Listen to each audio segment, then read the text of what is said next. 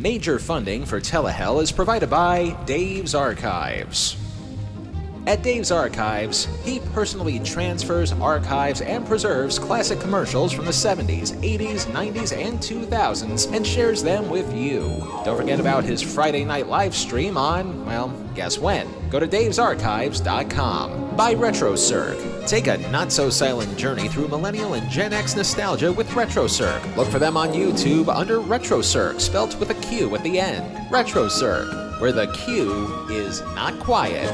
And by the very generous benefactors who grace us on our Patreon at patreon.com/telehellpodcast, including Rhonda Farrell, Rick Kalacki Jr., Chris Michaud, Man Mojack, Meredith Morrissey, Justin Moses, Rabbite, Spare Parts, and Neil Weinstein. Thank you.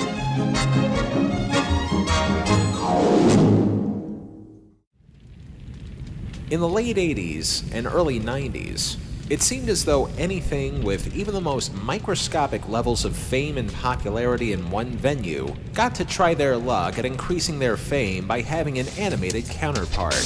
Michael's Prime is slam time! Pro stars! Show stars! This is not to say that every single live-action product turned animated series didn't deserve that kind of treatment, but leave it to the Hollywood milking machine to turn something that got even remotely popular for a period of time a shot at expanding its brand by having an animated spin-off of some kind.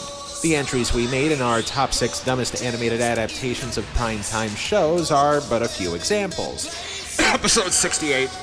But just because there were some examples that didn't work doesn't mean that there can still be variations that did. For instance, Ghostbusters. No, not those Ghostbusters. I don't have time to open up can after can of worms on this, but yes, when the 1984 Ghostbusters movie turned out to be a hit for Columbia Pictures, it was all but a foregone conclusion for their TV division to expand the brand by making an animated series. And to avoid confusion from that other show, they made sure to slap some distinction on it. Who you gonna call?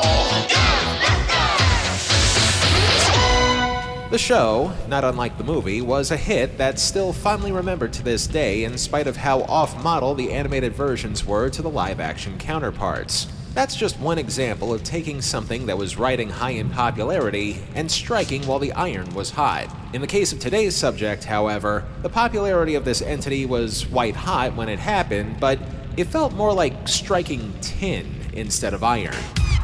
There's no preparation for that level of fame. We were so young. Looking back, it's kind of funny that it just happened by accident. You know, there's a million ways you could tell the story of why we broke up. I had a secret to hide, and me leaving the group would set me free. And now, announcing something new. Tastes homemade, fortified with vitamins. Gets the whole wash clean, removes stubborn stains and ground in dirt. It's new. It's the new shows in Telehell.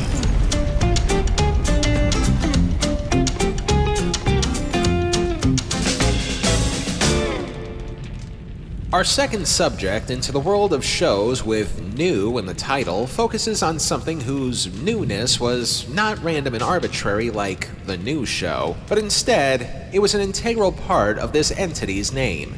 An entity that, in my honest opinion, I never really understood the appeal of. The year is 1984. The place is Dorchester, Massachusetts. A music producer named Maurice Starr was riding high as the puppet master behind an already existing boy band from the Boston area. For reasons that are better fit for an episode of Behind the Music, Starr and New Edition parted ways by the mid-'80s, but in spite of some questionable business practices, Starr was not to be deterred, as he and producing partner Mary Alford set out to capture lightning in a bottle a second time. The search was on for a group of new kids who were ready to rock the blocks off of neighborhoods nationwide. Enter a 15-year-old aspiring rapper named Donnie Wahlberg. What? No. Donnie Wahlberg. Anyway, Donnie, alongside high school buds Danny Wood, Joey McIntyre, and brothers Jonathan and Jordan Knight, a new quintet was born out of Boston in the hopes of duplicating the success of New Edition. And so, in 1986, the quintet known as New Kids on the Block took the world by storm. Only for the world to storm all over them. People forget this part, but when the band debuted with their self-titled album in 1986, it was initially a massive flop. Key word being initially, because in spite of that adversity, the band decided to press on with a second album in 1989. This one was called Hangin' Tough, no doubt a metaphor for how their first album underperformed. Through a stroke of luck, good timing, and the whims of a radio station in Florida, one of the singles from that album called Please Don't Go Girl wound up becoming their first major hit thanks to repeated airplay down there, ultimately spreading to the rest of the country like a virus. I don't have to tell you what happened next. Those bedroom walls where once proudly hung Big Sister's Duran Duran pictures and Mom's David Cassidy pinups are now adorned by images of current teen heartthrobs, New Kids on the Block. You just have to enjoy what you're doing and think real positively all the time. The New Kids are living up to the title of their smash album, Hangin' Tough, which has already sold over 6 million copies. By 1990, the New Kids became the biggest music act in the world. Bigger than Michael Jackson, bigger than Madonna, just plain big. Not only did the Hangin' Tough album and music videotape ultimately reach multi-platinum status, but so did their original flop album. Because of the newfound popularity, people were willing to give that debut a second chance. And from there, the floodgates opened for the one true indicator of success. Merchandising, merchandising, where the real money is made. Pretty much everywhere merchandise of any kind was sold, it was all but a certainty that the Boston Fivesomes' faces would be plastered all over them, and the consumers would eat them up like a famine victim, which more than likely stood to reason because among all the merchandise out there, including t-shirts, lunchboxes, comic books, and a number of other things, yes, there was even a breakfast cereal. All the while, the group's third album, Step by Step, was about to make the wave of popularity the size of a tsunami. A popularity that, I'm sorry to say and sad to report, I simply could not understand back then, and I still don't now. To be fair, I was about 6 years old at the time, so my interests weren't exactly focused on so-called hip and trendy things. I was still watching Looney Tunes and the Jetsons at that age. Also, as somebody who possesses male genitals, it wasn't like I was ever going to be a fan of theirs to begin with, so forgive me in advance if any of the next few minutes comes off as a little more slanted than usual. If you liked them long ago, or even currently, more power to you. They simply were never my thing. That being said, the band's popularity was pretty clear thanks in no small part to their audience, as was the merchandising and the money they made off of their success. So now, to put a cherry on top of the sundae of success, there was only one thing left to do. Enter our returning champions, Deke Entertainment. Who, for better or worse, was instrumental in a number of cartoon classics in the 1980s and 90s. Of course, they're also a prime example of what goes up must come down.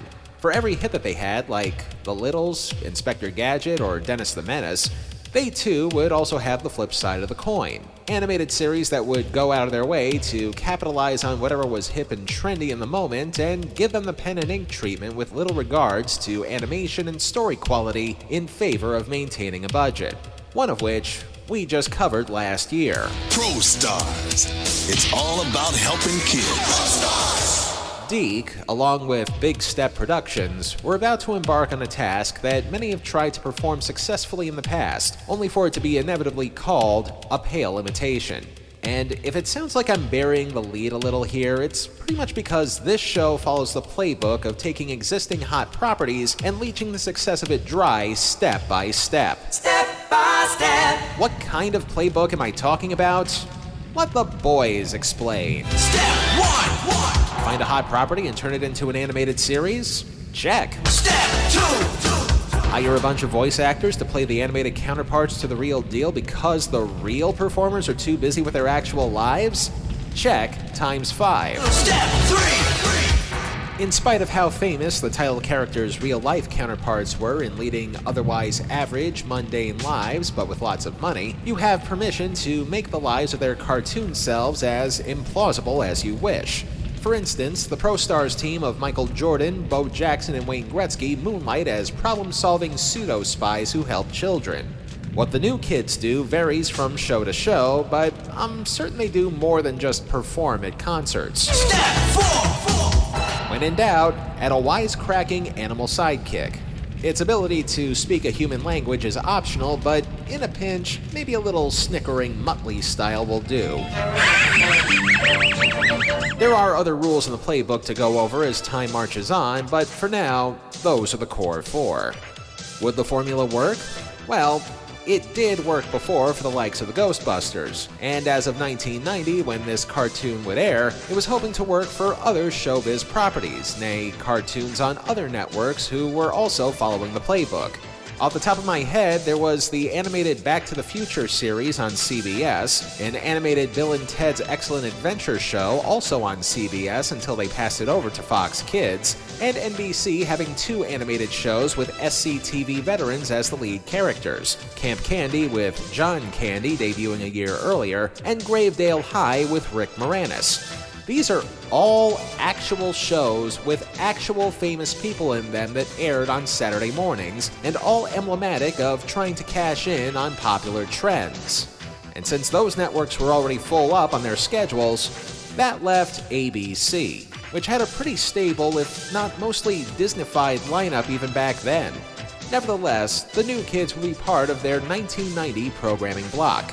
A move that left this random family from the suburbs of Chicago in total awe. Don't you think he's incredible? Name one thing Dave got that I haven't got. The handsome, talented, and rich. I only asked for one. I can't decide whether the new kids are cuter in real life or as the cartoons. Well, while you're thinking about it, I'm gonna get more chips. Clips like that are the reason why I can never truly hate the internet. But I digress. Point being, does New Kids on the Block have what it takes to break away from the pack of animated cash-in failures of years past, or does the group sell out even more than usual? Hi, we're the New Kids on the Block. We really appreciate all of your phone calls to our private hotline, 1-900-9095, kid. It's great talking to you and sharing our personal thoughts. You know, we're not too young to fall in love, and if you're one of the special callers, you get to talk to us live. A portion of the net proceeds will help We'll to see support just United how Cerebral tough Palsy. they'll hang After the break.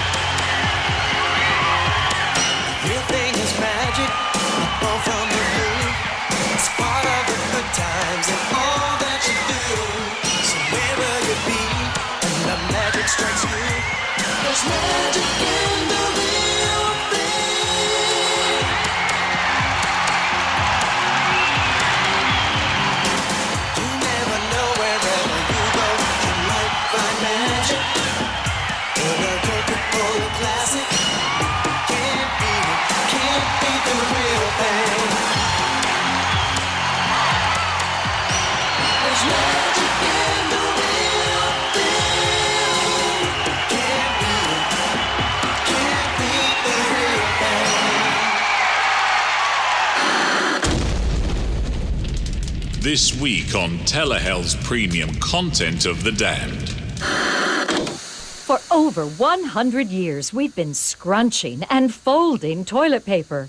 Finally, there's a better way. Comfort Wipe, the sanitary paper extension arm and holder. The first improvement to toilet paper as we know it since the 1880s. It extends your reach a full 18 inches while it follows the contours of your body and comfortably cleans. It's as easy to use as a shower brush. Just pop on the toilet tissue and when through, just press the release button and the tissue drops right into the toilet. The only way to listen to Telehell's premium content of The Damned is by becoming a patron at patreon.com/Telehell podcast. For just a few bucks a month, you can listen to our premium content and get some swag along the way. Once again, that's patreon.com/Telehell podcast. And now, back to this week's torture.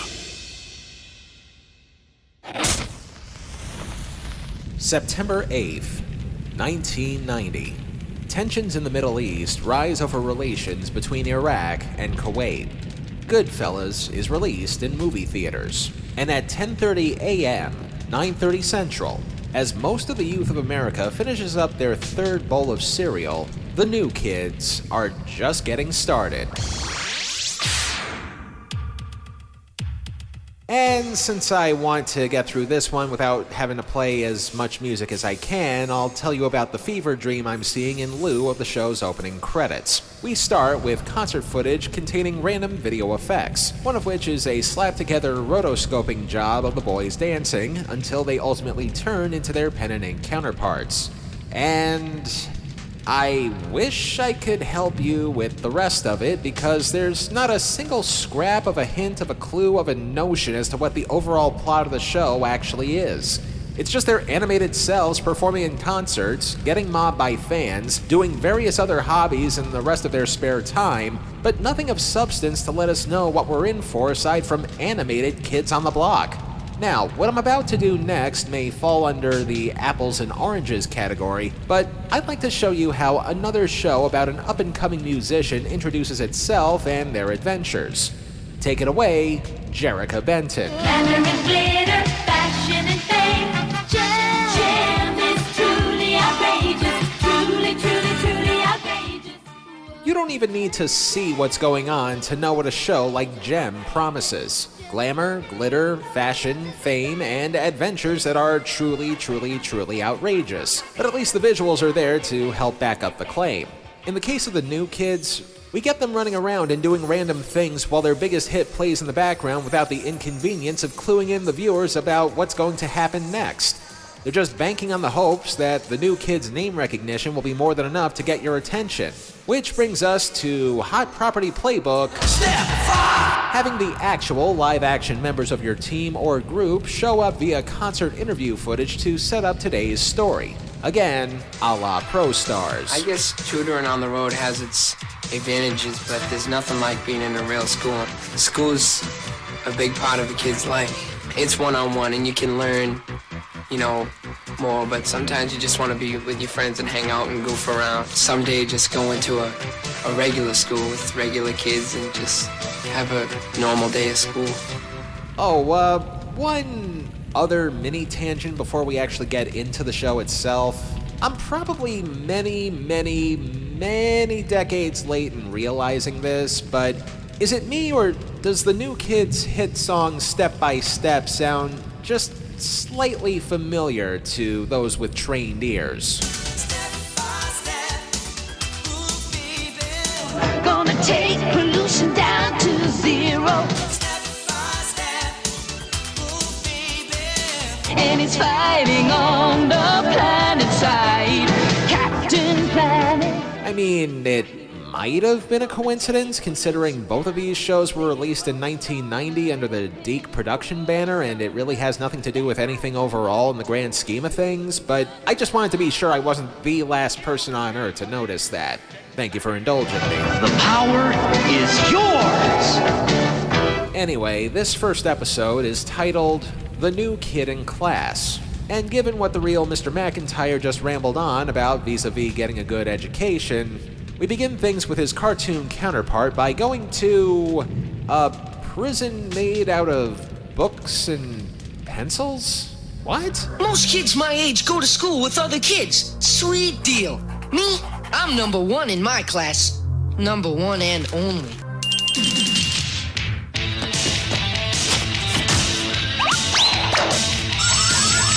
I want out of each and every one of you is a hard-target search of every gas station, residence, warehouse, farmhouse, hen house, outhouse, and doghouse in that area.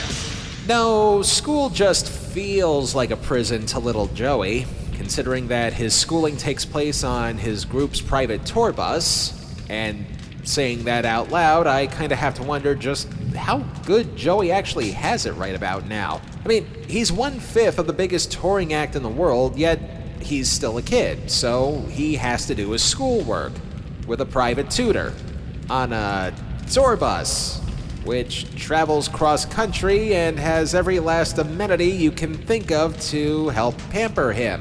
But sure, have your first world problems about school being hard.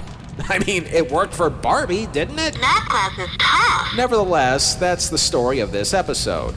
Joey is too cloistered doing schoolwork on a tour bus, so he wants to go to public school. What's wrong?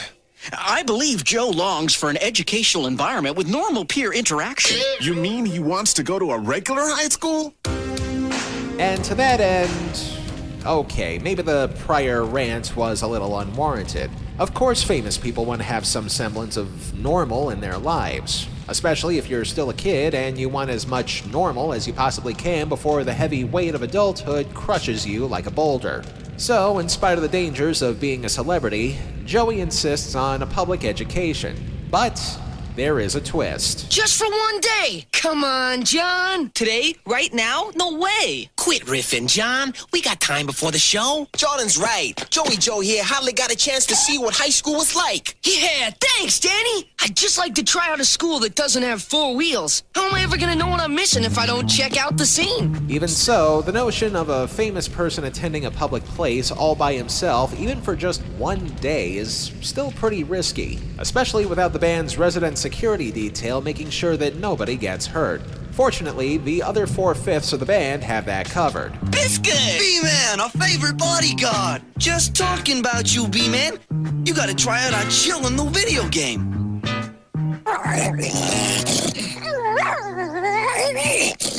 Sorry, Nico. Game time. Anyway, Joey gets to go to school like a normal kid, and hopes to have a normal day in a normal world full of... Hold it. Gotcha.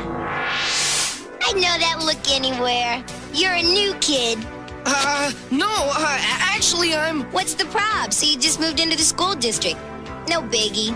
Okay, a massive point in the show's favor. Any cartoon that utilizes the voice of the legendary Cree Summer can't be all bad. They're Pinky, Elmira, and the Brain. I deeply resent this. Trolls! Mousies! Most of the time, anyway. So, Joey gets to know his temporary surroundings, while his bandmates do a combination of reminiscing and watchdogging for any potential danger. High school feels like I never left. This is happening. Better lay low and chill. We're on dangerous ground here. I see what you mean. To say nothing of the meaningless, annoying, and hyperactive segues this show has. Seemingly at random, any and all activity taking place is interspliced with more footage of the new kids in concert. I'm guessing because this is a Deke production, they did this because either A, there wasn't enough story and they had to pad things out, B, there wasn't enough animation and they had to pad things out, C, as long as they had the rights to anything and everything involving the band, they might as well exploit the shit out of it by playing one of their biggest hits over said montage, or D, the FDA wouldn't allow putting Ritalin in breakfast cereal, so the more hyper the editing is, the more likely the kids watching would pay attention to the show.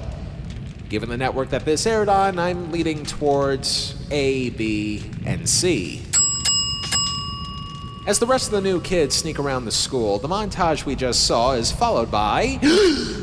another montage featuring the new kids singing the praises of their fans and how psychotic they seem to be making them out to be. New kids have the best fans in the world, but in the hours before a show, a weird thing happens. Concert day crazy! Here's a typical New Kids fan the day before the concert. Now watch what happens as we count down the concert time.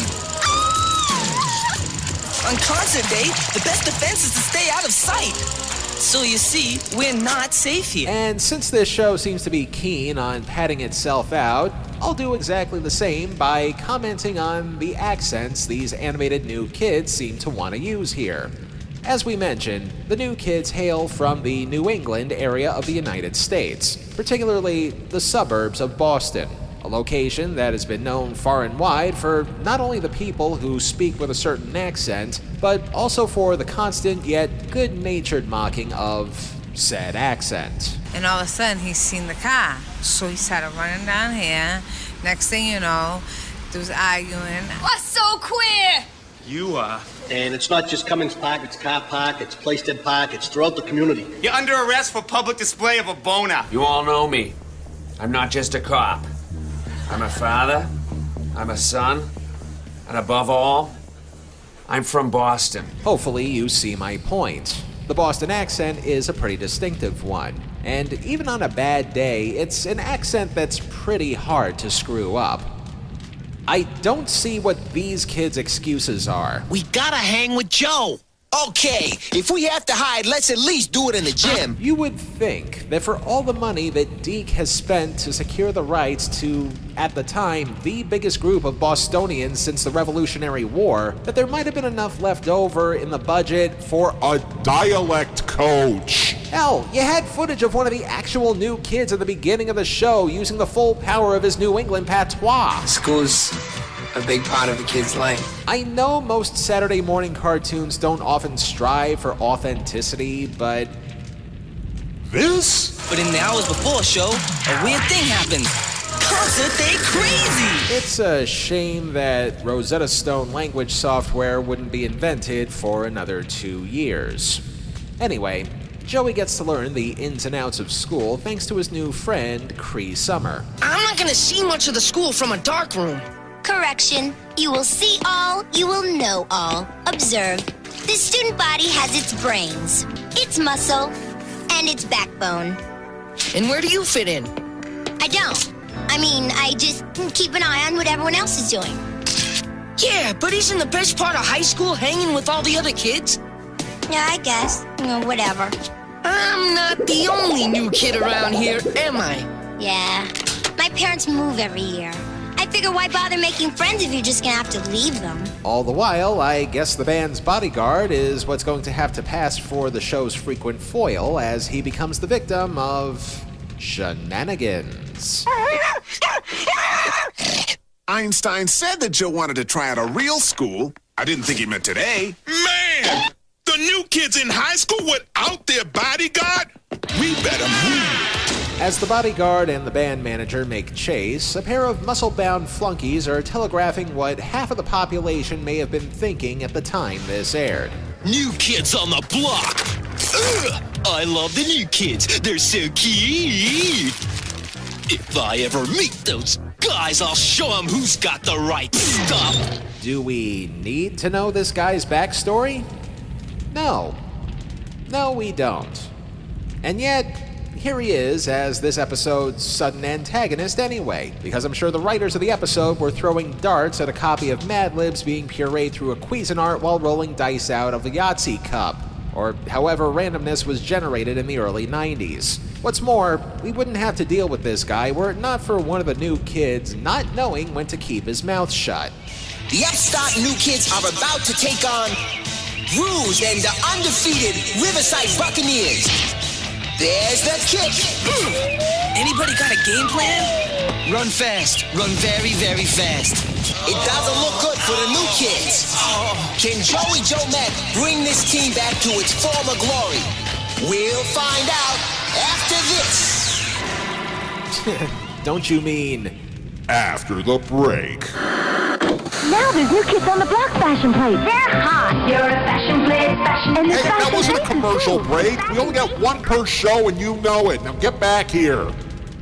Though yes, that does segue ourselves into Act 2, where Joey tries to help out his fellow new kids without trying to blow his cover. Let's take another look at that spectacular pop in helmet crushing slow motion. Ouch! Oh, did I get first down? Try worse down.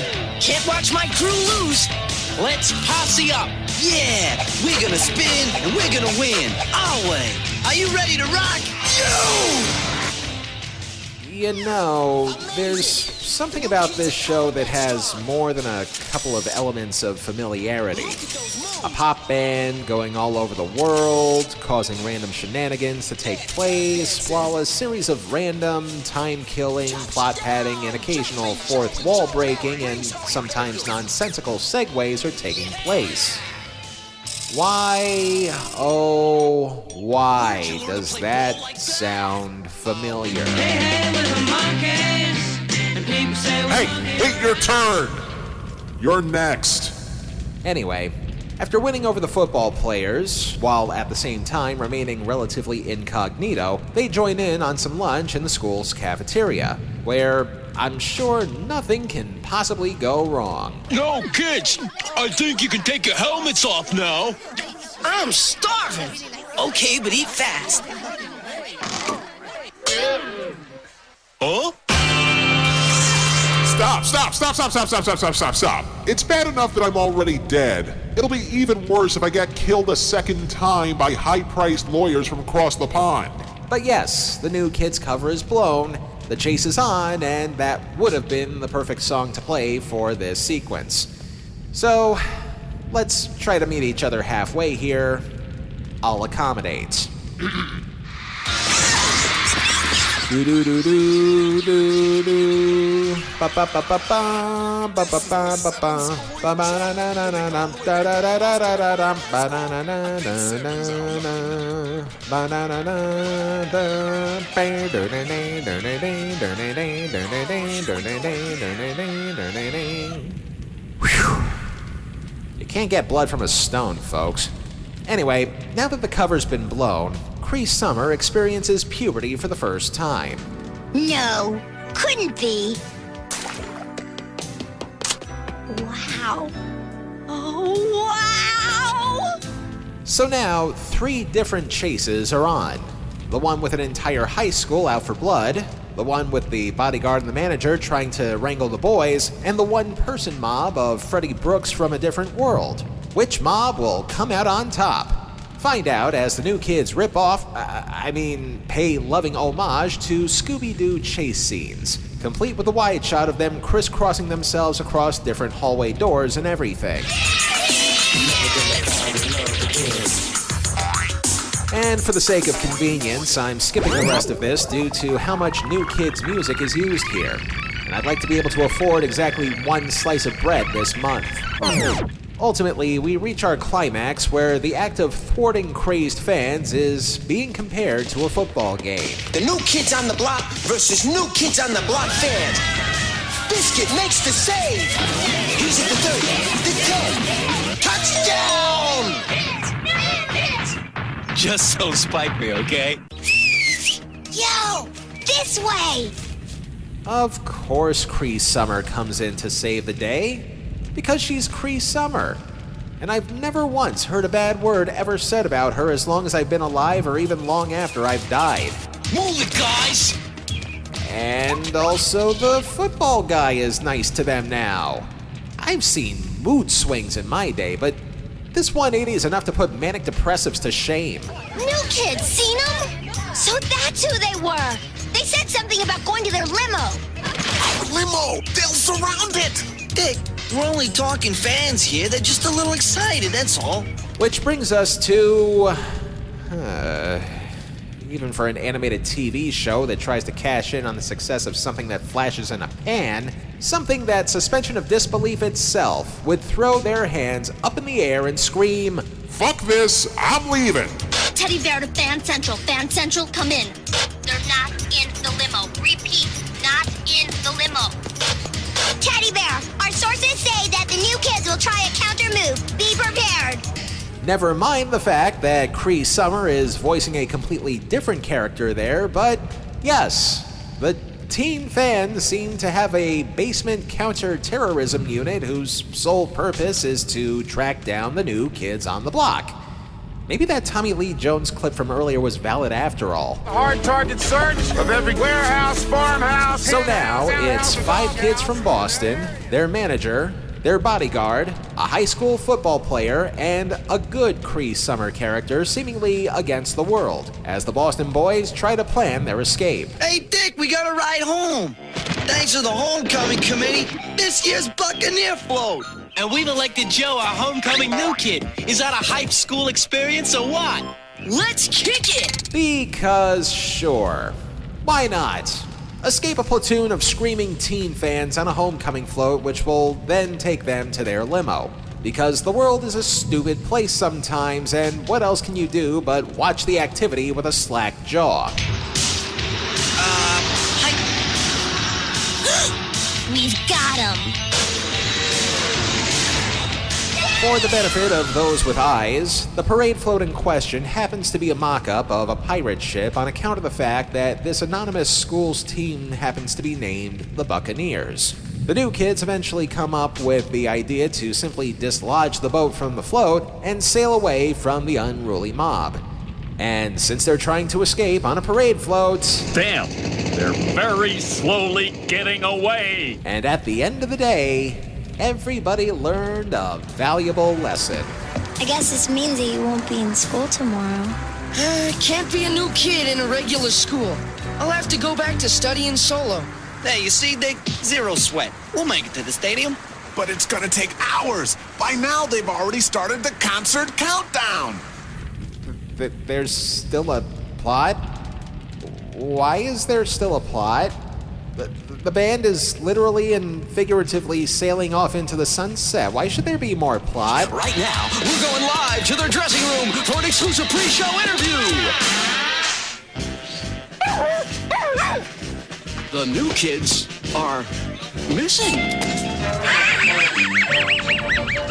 How the here did we go from not having enough plot to having way too much of it? We interrupt the special report to bring you a special report. The new kids are missing. Eyewitness reports indicate that they were kidnapped by space aliens. Oh no, it can't be! No! Just no! Them escaping the fans was the end of the story. There doesn't need to be anything else attached to it. Big time band, never make it. We're gonna be late. We've never been late for a show. Why is this happening? You already settled the main plot. There's no need to do any of this. This is Rip Pipkin live with the new kids. Sorry, man. Showtime. But I... Okay, let's do it. Joe, you got a minute? Sorry I caused so much trouble. Well, you could go to a regular school if you were a regular kid. If it means that much to you, I guess you could. Quit the group? That'd be unreal, Joe. Oh, don't do that, Joey. Joe, no. I've seen your future, Joey McIntyre. You and the rest of the new kids get to enjoy the band for a couple more years until, say, 1995, and then you all get to do solo projects. You all get to give acting a try on the stage and the screen. You all even try your luck as being TV presenters on various shows, all of which inevitably circles you back to touring with what's left of the Backstreet Boys as part of a tour that I'm astonished wasn't sponsored by Geritol, Aspercream, and Sunsweet Prunes. Trust me when I say to your 1990 self that you have it good, whether you finish high school or not. Awesome day! You new kids know how to have a blast! Your music ain't bad either. It's more than partying and music. It's about friendship. That's what being a new kid's all about. Thanks for reminding me. This is where I belong. So do me a favor and put your hands together like this. Come on now. And that's it. That's all we got.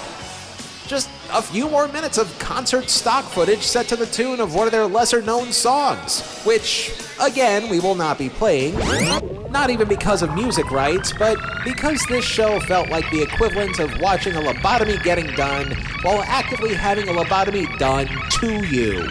The show lasted a mere 4 months from September to December of 1990, which was just long enough for them to put on a Christmas special in prime time. But by that point in time, the wave of success the band experienced started to crest, and then ultimately crash into a pile of rocks by the mid-1990s, only for each of the members to enjoy their aforementioned solo successes in the 2000s and beyond, followed by the "I still can't believe this actually happened" merger tour between them and the Backstreet Boys in the 2010s, or NKOTB for short. Good for them for sticking with their solo careers and side projects, but this cartoon was the epitome and the turning point of their fame and popularity. Not to mention the continuous notion that you can slap a popular name onto something and expect it to be successful. There may be a step-by-step playbook to trying to milk the success of others, but they're not immune from the 9-step program that we have to burn things. Limbo, lust, gluttony, greed, wrath, heresy, violence, fraud, treachery. So long as there's already a template to go by thanks to ProStars, at least this makes our job slightly easier this time, as the New Kids series suffers from the same problems that any other byproduct of a sudden success suffers from. The fact that it tries to grab as much of that fame and fortune as it possibly can before the well inevitably runs dry. So you know the producers of the show, as well as the root product, are going to feel the need for greed.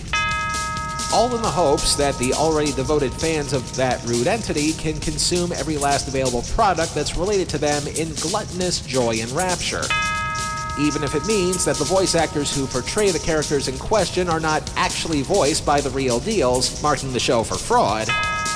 All of which is happening in the guise of an animated cartoon which does more than enough to stretch the limits of reality as it is, but when the reality stretching is being done by people who exist in real life, you can't help but think that maybe there might be a little heresy involved against the flesh and blood counterparts. Just because something in pop culture is super popular doesn't mean that it has to be exploited to the nth degree. If they're successful, let them enjoy their success or let them ride off into the sunset. Anything on top of that would be overkill. The New Kids on the Block cartoon earns 4 out of 9 circles of Telehell.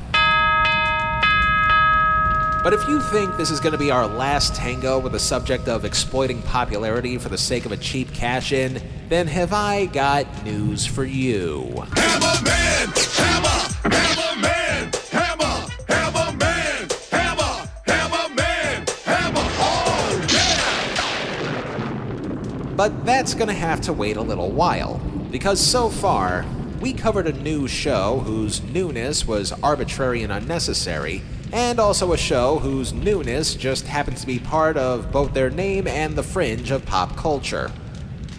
Wouldn't it be funny if there was a way to combine both of these things? So you better get ready. We may be coming to your town.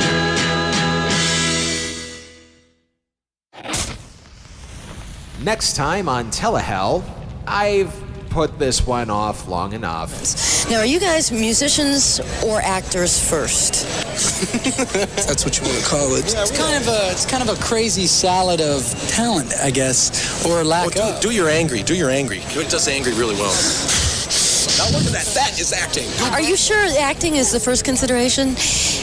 Well, we'll soon see. Anyway. Until then. If it's not in Telehell, it's not worth a damn. Telehell was written, produced, edited, and narrated by me, Justin Hart. All clips used in this program are protected under the Fair Use Doctrine of the U.S. Copyright Act of 1976, and all clips used come courtesy of their respective companies and owners. Some of the music used in this program comes courtesy of YouTube and their audio library service. Telehell is a production of Horton Road and is distributed by Libsyn. You know that thing that people do in order to communicate with each other without actually having to look each other face to face? You know, social media? Well, we do that. Look for us on X, Facebook, and now Blue Sky. All 3 of them at Telehell Podcast. And don't forget to like, comment, rate, subscribe, and pretty much tell us what you think of our show everywhere that you can stream us. And also on our complaint line, telehellpodcast@gmail.com.